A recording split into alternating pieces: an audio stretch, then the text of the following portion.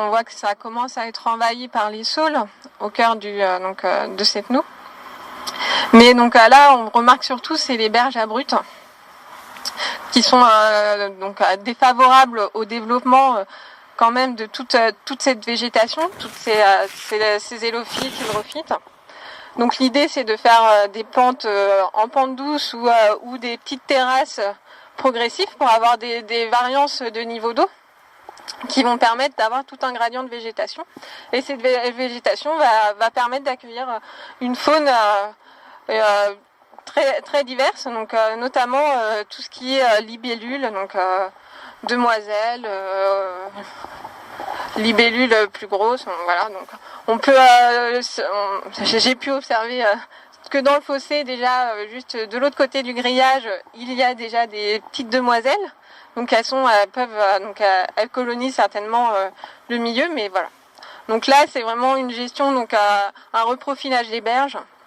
Et puis après, donc en termes de gestion à proprement dite, donc c'est plutôt un retrait. Donc là on est dans un stade d'évolution qui est plutôt au cours de colonisation par les arbres et arbustes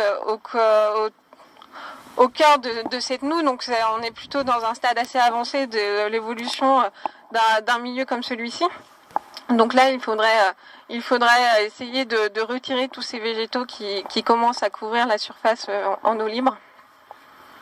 Et puis donc après pour la circulation de tout ce qui est microfaune, donc faire au moins des petites ouvertures dans ce grillage qui est très serré pour permettre à des micro-mammifères de venir pour s'alimenter, mais évidemment il faut faire attention avant avoir fait une berge en pente douce, parce que sinon des berges comme celle-ci ça peut devenir des pièges pour tout ce qui est mammifères.